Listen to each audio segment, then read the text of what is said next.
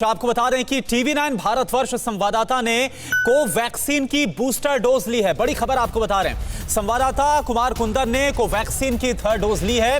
Covaxin के main trial में volunteer थे टीवी9 भारतवर्ष संवाददाता कुमार कुंदन, और अब बूस्टर डोज ली है। यह तस्वीर हम आपको दिखा रहे हैं। कोवैक्सीन के बूस्टर डोज का आज से क्लिनिकल ट्रायल शुरू हो गया है, और ये देखिए हमारे संवाददाता टीवी9 भारतवर्ष के संवाददाता कुमार कुंदन, और उन्होंने जो बूस्टर डोज है वो ली है। और ये बताया जा रहा है कि जो ट्रायल है, क्योंकि आज से इसकी शुरुआत हुई है, जो बूस्टर डोज है उसका फायदा बताया जा रहा है कि सेकेंड डोज के बाद ये बूस्टर डोज दी जाती है, और इससे और भी बेहतर जो इम्यूनिटी है वो वायरस के खिलाफ मिलती है, जिसको लेकर आज से ट्रायल की शुरुआत हुई है। और ये भी आपको बता दें, कोवैक्सीन का जो मेन ट्रायल था उस दौरान भी हमारे संवाददाता कुमार कुंदन वॉलेंटियर के तौर पर सामने आए थे। उन्होंने इसकी डोज ली थी, और अब जो बूस्टर डोज है कोवैक्सीन की, जो पूरी तरह से स्वदेशी है, कोवैक्सीन की जो बूस्टर डोज है, जो कि थर्ड डोज है, वो ली है। ये देखिए दो तस्वीर इस वक्त हम आपको दिखा रहे हैं।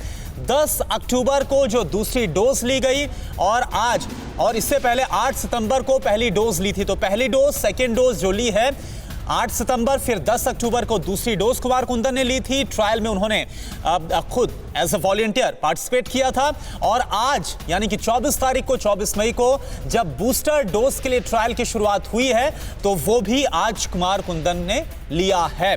कुमार इस वक्त हमारे साथ खुद जुड़े हुए हैं। कुमार, ये एक जो देखा जाए, क्योंकि आप पहले भी जो दोनों डोज का जब ट्रायल चल रहा था उस दौरान आप एज अ वॉलेंटियर आए थे, वो भी आपकी तरफ से एक बहुत साहसिक फैसला था, और अब बूस्टर डोज का ट्रायल आज से शुरू हुआ है, इसमें भी आपने एज अ वॉलेंटियर आप खुद सामने आए। किस तरह से आपका एक्सपीरियंस रहा, क्या रहा, जरा आप बताइए। देखिए करुणा, अगर आप देखेंगे तो जिन जिन लोगों ने वैक्सीन लिया है, खास करके चूंकि मैं कोवैक्सीन का ह्यूमन ट्रायल का पार्ट रहा हूं, ऐसा देखा गया कि उनमें बीमारी की सीवियरिटी काफ़ी कम रही। अगर उनको कोरोना इन्फेक्शन हुआ भी तो वो बहुत जल्दी ठीक हो गए, माइल्ड सिम्टम होकर ठीक हो गया, किसी में एडवर्स रिएक्शन नहीं हुआ। मैं जिस ट्रायल का हिस्सा रहा हूँ मैं उसकी बात कर रहा हूँ। अब जो है बूस्टर डोज की बात हो रही है, जिसमें यह देखा जाएगा कि ऐसे लोग जिन्होंने पहली और दूसरी डोज लगाई थी और ऐसे लोग जिनको बूस्टर डोज लगाया जा रहा है, उन दोनों के इम्यूनोजेनिसिटी में क्या फ़र्क है, उन लोगों में शरीर में प्रतिरोधक क्षमता कितनी है। सपोज कीजिए कि अगर 100 लोगों को फर्स्ट डोज और सेकेंड डोज दिया गया था, तो उसमें से 20 या 25 लोगों को बूस्टर डोज दिया जाएगा, और बाद बाकी 75 लोगों और 25 लोगों के बीच जो है ये कॉन्फिगरेट करने की कोशिश की जाएगी कि जिन जिन लोगों को बूस्टर डोज दिया गया उनमें इफिकेसी और कितनी ज़्यादा बढ़ी, उनमें इम्यूनिटी पावर और कितनी ज़्यादा बढ़ी, और उसके बाद फिर तय किया जाएगा। क्योंकि अभी जो वैक्सीन में प्रतिरोधक क्षमता है उसके बारे में कोई ऐसा डेटा नहीं है जो ये बता सके कि ये 6 महीने रहेगी, 7 महीने रहेगी, 8 महीने रहेगी या 1 साल रहेगी। तो देखा ये जा रहा है कि अगर ऐसी स्थिति है तो ऐसे में बूस्टर डोज देने से और कितनी ज़्यादा इसकी इफिकेसी बढ़ती है। भारत में भारत बायोटेक देश का पहला ऐसा वैक्सीन है जो बूस्टर डोज ट्रायल आज से उसने शुरू किया है। जहाँ तक स्पुतनिक और दूसरे वैक्सीन की बात है, उनका अभी बूस्टर डोज पे कोई ट्रायल शुरू नहीं हुआ है। करुणा, ठीक है। कुमार, एक बात बताइए, आपने जो बूस्टर डोज लिया है आज से, जिसकी ट्रायल हो रहा है, तो तस्वीरें हम दर्शकों को दिखा रहे हैं। एक तो ये बात, क्योंकि अलग अलग तमाम चीजें निकलकर सामने आ रही है, वैक्सीन को लेकर काफी डर भी, लेकिन आप तो बूस्टर डोज के ट्रायल में शामिल हुए, क्या कोई दिक्कत, कोई परेशानी इस दौरान आपको महसूस हुई है? और इससे पहले, इस ट्रायल से पहले आपको क्या कुछ फेजेस से होकर गुजरना पड़ा है? कोई टेस्ट हुए, कुछ हुआ क्या?